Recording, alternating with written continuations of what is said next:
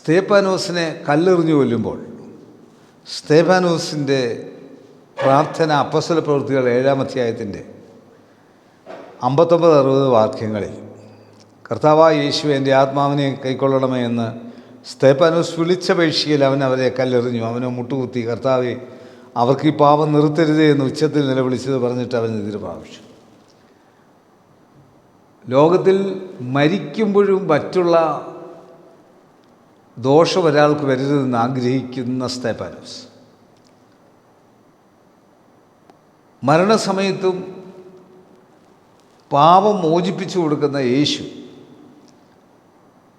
അതുതന്നെയാണ് യേശുവിൻ്റെ ശിഷ്യത്വം എന്ന് പറയുന്നതിൻ്റെ അർത്ഥം. ഇതാണ് യേശുവിൻ്റെ ശിഷ്യത്വത്തിൻ്റെ അഗാധമായ അർത്ഥം. അടിയുറച്ച അർത്ഥമെന്ന് പറയുന്നത് കല്ലേറുകൊണ്ട് മരണപ്പെടുമ്പോൾ ഒരു മനുഷ്യന് സഹിക്കാനാകാത്ത അധികം വേദന എടുക്കുമ്പോഴും എറിയുന്നവനെതിരായി ഒരു വാക്ക് പറയാതെ എറിയുന്നവനെ ഈ പാപത്തിൽ നിന്ന് വിടുവിച്ചുകൊള്ളണമേ എന്ന് പ്രാർത്ഥിക്കുന്ന മനോഭാവം, അതാണ് ശിഷ്യത്വം. അതാണ് ഒന്നാമത്തെ രക്തസാക്ഷിയാക്കി സ്തേഫാനോസിനെ മാറ്റിയത്. ആ വിശ്വാസം ഇന്ന് ലോകമെമ്പാടുമുള്ള അനേകർക്ക് ആ വിശ്വാസത്തിലാണ് പോകുന്നത്. ക്രൈസ്തവ സഭ ആ വിശ്വാസത്തിലാണ് പോകുന്നത്.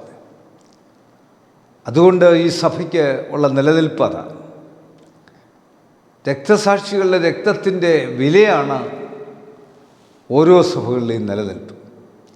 അതുകൊണ്ട് നമുക്ക് ഈ രക്തസാക്ഷിത്വം വഹിക്കുവാനുള്ള ഒരുക്കം ഈ വചനം കാണുന്ന കേൾക്കുന്ന എല്ലാവർക്കും ഉണ്ടായിരിക്കട്ടെ. ദൈവം നിങ്ങളെ അനുഗ്രഹിക്കട്ടെ. കണ്ണടയ്ക്കാൻ പ്രാർത്ഥിക്കാം. കർത്താവേ, പരിശുദ്ധ പിതാവേ, രക്തസാക്ഷിയായ സ്തേഫാനോസിനെ പോലെ ദൈവസന്നിധിയിൽ ശുശ്രൂഷ ചെയ്യാനുള്ള ശക്തി ഞങ്ങൾക്ക് ഓരോരുത്തർക്കും തരണമേ. ആ വലിയ മനോഭാവം ഞങ്ങൾക്ക് തരണമേ. അപ്പോഴും തന്നെ കല്ലെറിഞ്ഞു കൊല്ലുന്നവരെ അനുഗ്രഹിക്കുന്ന ആ വലിയ മനോഭാവം ഞങ്ങൾക്ക് തരണമേ. ഞങ്ങളുടെ മുഖ്യമന്ത്രി, ഗവർണർ, പ്രധാനമന്ത്രി, ലോകരാജ്യങ്ങളുടെ പ്രസിഡന്റുമാർ, പ്രധാനമന്ത്രിമാർ, വിവിധ സംസ്ഥാനങ്ങളിലെ മുഖ്യമന്ത്രിമാർ, MP-മാർ, MLA-മാർ, ബഹുമാനമുള്ള കോടതികൾ, വക്കീലുമാർ, ലോകമെമ്പാടും സുവിശേഷം അറിയിക്കുന്നവർ, വിവിധ ചാനലുകളിൽ ജോലി ചെയ്യുന്നവർ, ഫോട്ടോഗ്രാഫേഴ്സ്,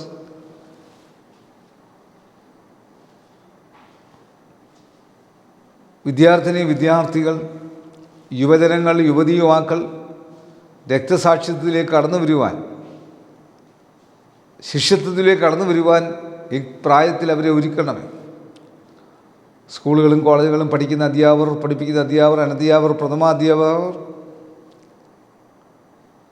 വിവിധ ചാനലുകളിൽ ജോലി ചെയ്യുന്നവർ, ഫോട്ടോഗ്രാഫേഴ്സ്, ലോകമെമ്പാടും സുവിശേഷം പ്രഘോഷിക്കുന്നവർ, WHO, health department, revenue department, police department, അർദ്ധ ഗവൺമെൻറ് സ്ഥാപനങ്ങൾ, ആശുപത്രികൾ, ഡോക്ടേഴ്സ്, നഴ്സസ്, മറ്റ് സ്റ്റാഫുകൾ, മരുന്ന് കമ്പനിക്കാർ, മരുന്ന് കച്ചവടക്കാർ, മരുന്ന് വിതരണക്കാർ, ആംബുലൻസ് ഡ്രൈവേഴ്സ്, വഴിയോര കച്ചവടക്കാർ, ദൈവത്തിൻ്റെ പരിശുദ്ധാത്മാവ് എല്ലാവരിലും ഒരുപോലെ ആവരിച്ച് ആ പരിശുദ്ധാത്മ സ്നേഹത്താൽ ഞങ്ങൾക്ക് ഒരുമിച്ച് പ്രവർത്തിക്കുവാൻ സഹായിക്കണം. യേശുവെ നന്ദി, യേശുവെ സ്തോത്രം, യേശുവെ ആരാധന, യേശുവെ മഹത്വം. യേശു മൂലം പ്രാർത്ഥന കേൾക്കണം നല്ല പിതാവേ. ആമീൻ. God bless you. തീരാത്ത കനിവിന്റെ കനലാണു തീക്കനൽ, അണയുവാനൊരുങ്ങും ഈ ചാരത്തെ അഗ്നിയായി മാറ്റിടും തീക്കനൽ.